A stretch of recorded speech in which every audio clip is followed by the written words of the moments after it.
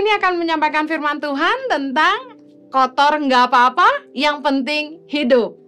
Banyak orang yang pakai cara-cara kotor buat bertahan hidup.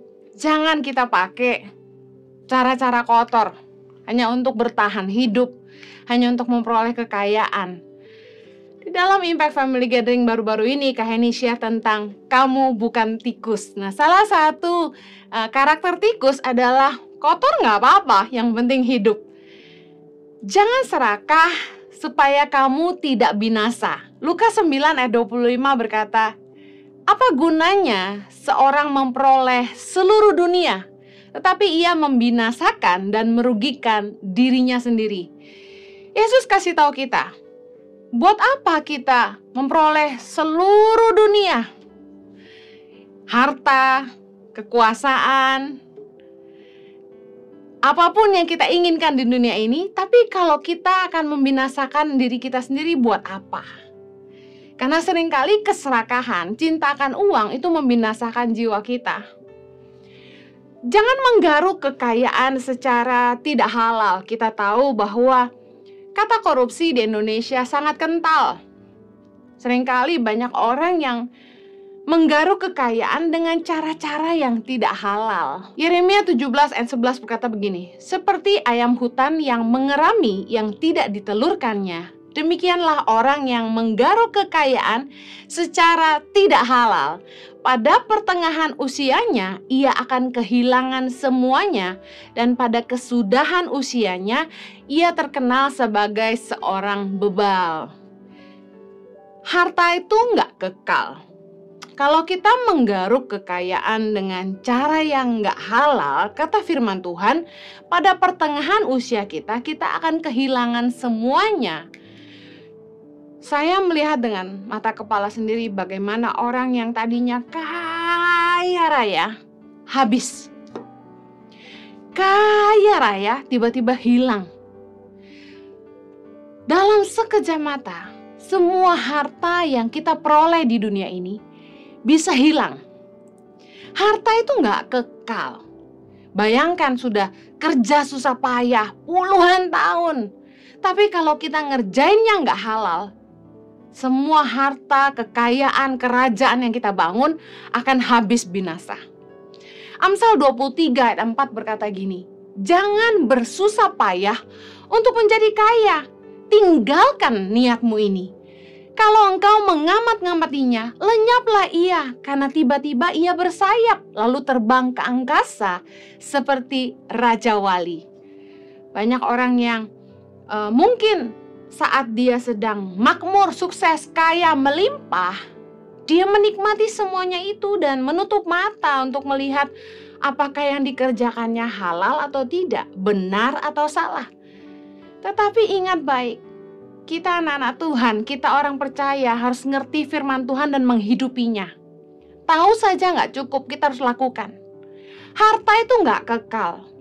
Jangan menggaruk kekayaan dengan cara-cara yang tidak halal. Jangan pakai cara-cara kotor untuk jadi kaya. Salah satunya, jangan makan suap. Keluaran 23 ayat 8 bilang begini, suap janganlah kau terima. Sebab suap membuat buta mata orang-orang yang melihat dan memutarbalikkan perkara orang-orang yang benar. Betapa jahatnya keserakahan akan uang, keinginan untuk menjadi kaya, membuat orang mau makan suap, lalu menghalalkan segala cara. Yang lurus dibengkokkan, yang benar dibikin salah, yang mudah dipersulit, hanya untuk cari suap. Banyak sekali instansi-instansi yang kita tahu membuat apa yang kita kerjakan jadi nggak mudah. Harusnya ada jalan yang lurus, biaya administrasi sekian, tapi jadinya malah harus disuap.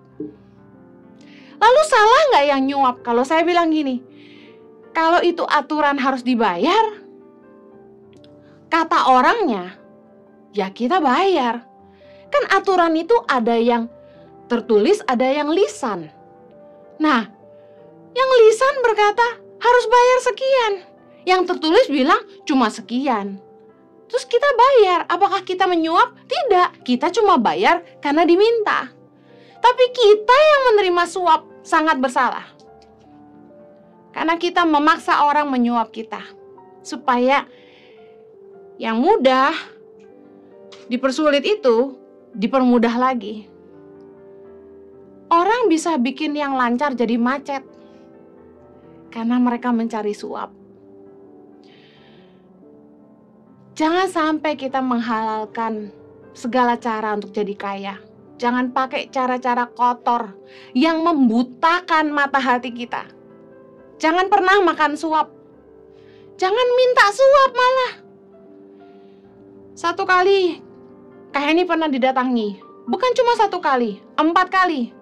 Oleh orang-orang yang bilang gini, saya akan donasi ke Tangan Pengharapan.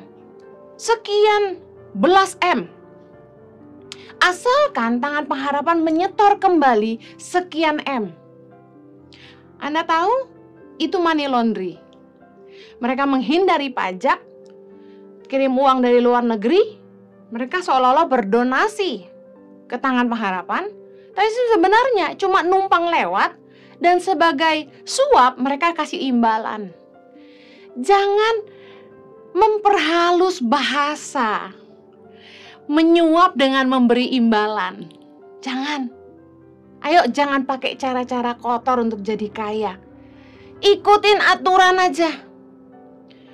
Kalau kita dipaksa untuk bayar karena aturan yang bukan tertulis itu tapi lisan, apakah kita yang menyuap? Gimana ya? Karena yang di Indonesia ini kalau kita nggak bayar, nggak dikeluarkan. Kalau kita nggak bayar, nggak diizinkan. Aturan nggak benar-benar jalan. Cukup sedih sebenarnya. Tapi kita harusnya belajar. Jangan lagi melakukan hal-hal yang sama. Jangan mencuri untuk memperkaya diri. Markus 10 ayat 19, Yesus berkata begini, engkau tentu mengetahui segala perintah Allah, jangan membunuh, jangan berzina, jangan mencuri, jangan mengucapkan saksi dusta, jangan mengurangi hak orang, hormatilah ayahmu dan ibumu. Keserakahan dan cinta uang itu membuat orang jadi kejam terhadap keluarganya sendiri. Sama keluarga sendiri aja bisa nipu, bisa mencuri, menelantarkan orang tua karena keserakahan. Bisa mengambil yang harusnya belum boleh diambil, orang tua masih hidup, sudah minta hak warisan. Keserakahan itu membuat orang kejam sama semua orang. Mengambil yang bukan haknya. Mengurangi hak orang, harusnya itu bagian dia. Oh, saya pernah ketemu orang-orang yang seperti ini. Kami nitip persembahan Natal buat guru-guru kami. Oleh koordinatornya disunat. Katanya buat pesta Natal di gereja. Akhirnya kami tidak kerjasama lagi sama koordinator ini. Menyedihkan bagaimana orang nggak berintegritas. Mencuri untuk memperkaya diri. Menyunat uang yang harusnya disalurkan buat orang miskin, buat anak-anak yang membutuhkan. Jangan sampai kita ngambil apa yang bukan hak kita. Ingat, mata hati kita buta, Tuhan gak buta. Tuhan lihat semuanya. Jangan sampai kita nyembah sama berhala demi harta. Oh, saya kaget di zaman semodern ini. Masih ada aja orang-orang yang cari pesugihan ke dukun. Pesugihan tuh cari kaya ke dukun. Nyembah berhala, duduk di bawah pohon. Mandi air kembang, puasa duduk di bawah pohon. Kalau daunnya jatuh, namanya berkat dibawa pulang, selipin di lemari pakaian atau di dompet. Astaga. Ada lagi cerita, ada orang yang karena pengen kaya, dia katanya nyolong tanah orang kaya, disimpan di rumahnya, supaya ketularan kaya. Saya baru pernah dengar ini. Kok bisa sih? Padahal orang ini sekolah tinggi, tapi masih percaya beginian. Ada juga panggil Feng Shui ke rumahnya, ke kantornya, untuk diarahkan arah mana yang hoki. Ada lagi yang minta nasihat sama orang sakti. Orang sakti itu bilang begini, kamu harus nikah tahun ini, punya anak tahun ini, baru kamu hoki. Lah, emangnya anak dari mana? Anak itu upah dari Tuhan. Nikah aja belum udah dibilang suruh punya anak dan nikah tahun ini. Emangnya segampang itu bikin anak?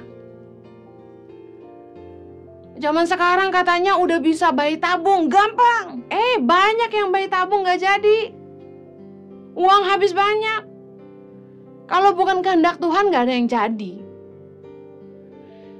Jangan pernah minta nasihat sama orang-orang sakti deh. Jangan mengandalkan orang kuat. Bergantunglah kepada tangan Tuhan yang kuat. Kita itu punya Tuhan yang dahsyat. Belajar ngandalin Tuhan, jangan mengandalkan manusia. Apalagi percaya kepada setan-setan untuk mendatangkan kekayaan. Jangan sampai kita nganut kepercayaan. Harus punya patung ikan, patung kucing yang di toko-toko yang tangannya gini-gini itu loh. Saya bilang, ini apa? Kok ada patung kucing? Iya Bu Heni, biar hoki. Siapa bilang patung kucing sama patung ikan bikin hoki? Katanya kalau patung ikan itu rezeki datang lurus-lurus. Ada lagi, waktu bangun rumah, tangga nggak boleh menghadap ke pintu keluar. Tidur juga nggak boleh menghadap ranjang kita ke arah jalanan. Kepercayaan seperti ini, kita pikir bisa menambah kekayaan kita, membuat kita kaya. Firman Tuhan berkata dalam 1 Korintus 10:13, pencobaan-pencobaan yang kamu alami ialah pencobaan-pencobaan biasa yang tidak melebihi kekuatan manusia, sebab Allah setia dan karena itu Ia tidak akan membiarkan kamu dicobai melampaui kekuatanmu. Pada waktu kamu dicobai, Ia akan memberikan kepadamu jalan keluar sehingga kamu dapat menanggungnya. Ayat 14. Karena itu saudara-saudaraku yang kekasih, jauhilah penyembahan berhala.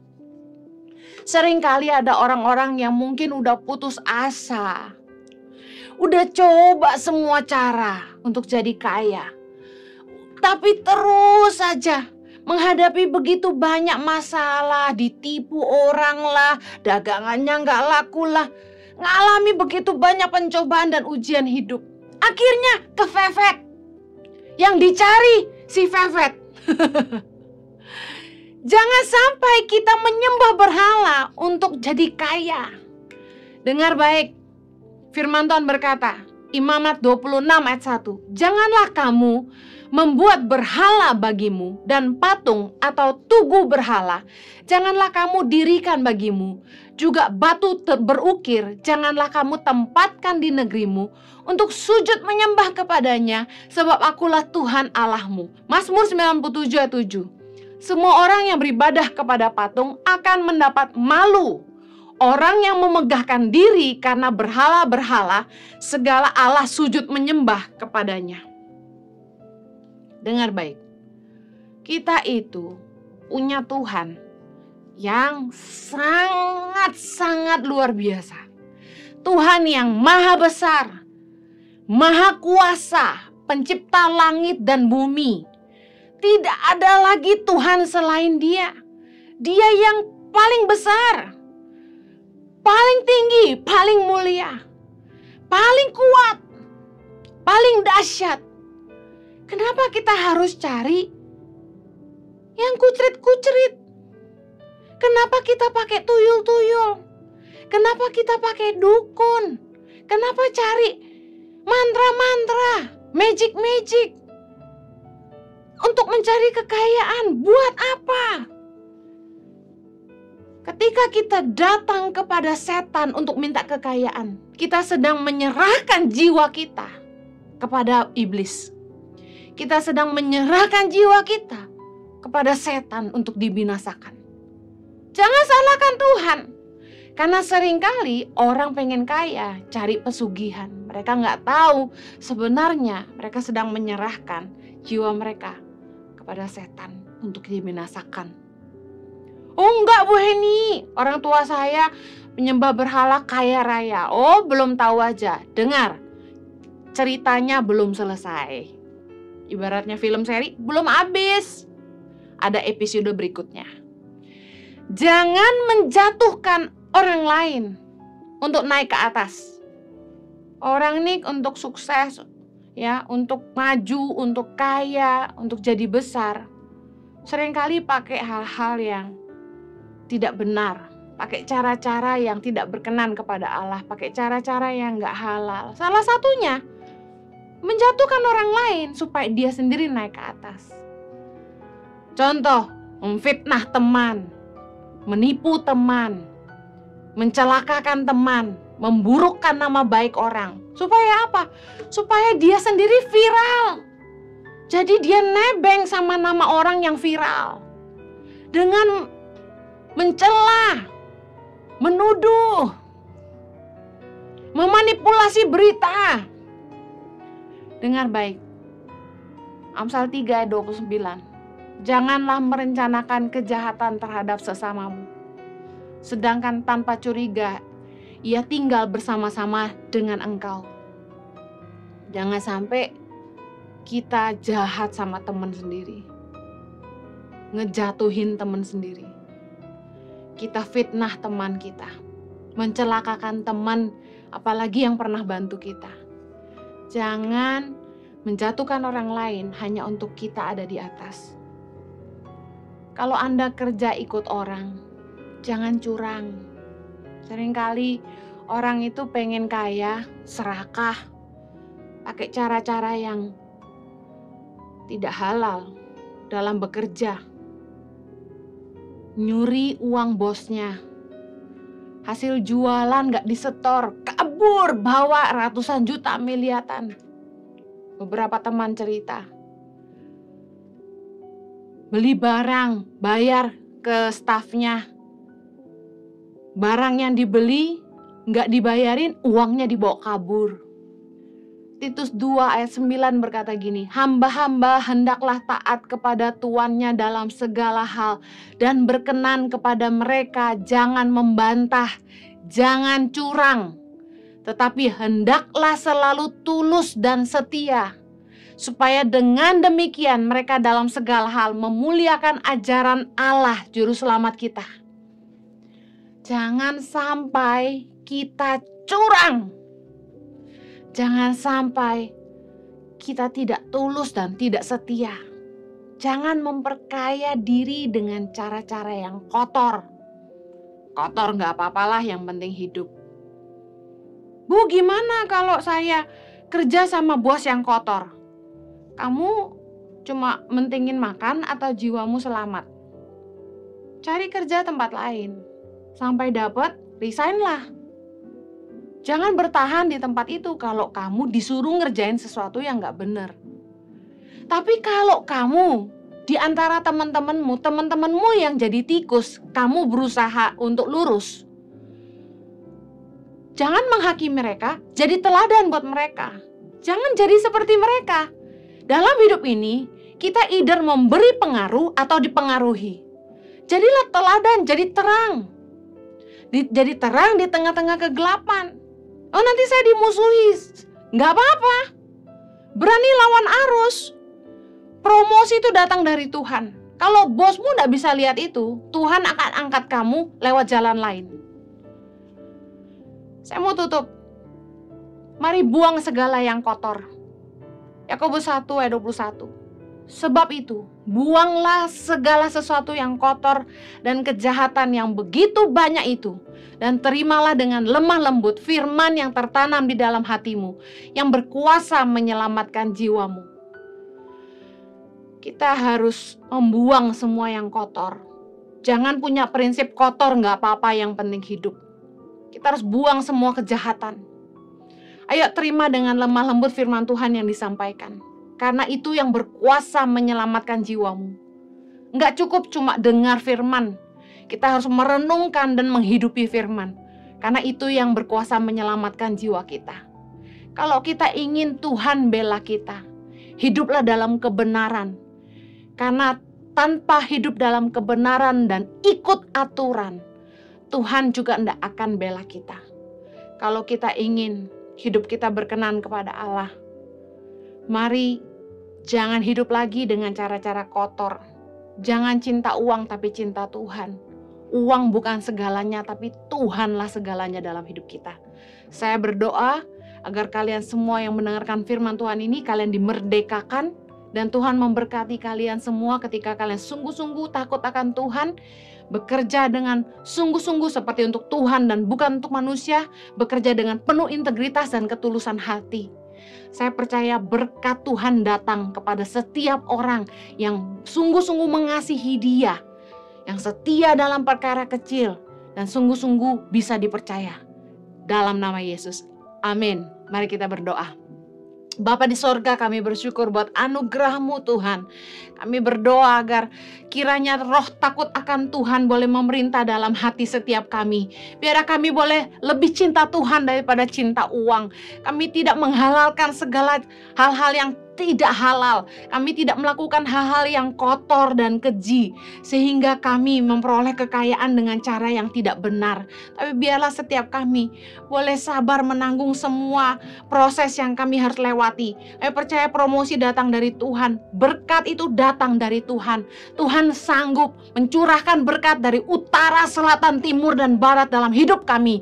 Kami mau belajar mengandalkan Tuhan, bukan menggunakan kekuatan kami sendiri, apalagi mengandalkan manusia, apalagi mengandalkan roh-roh jahat. Kami mau Tuhan mengandalkan Tuhan, mempunyai segalanya dalam hidup kami. Demi nama Yesus kami berdoa. Amen. Keep winning. God bless you.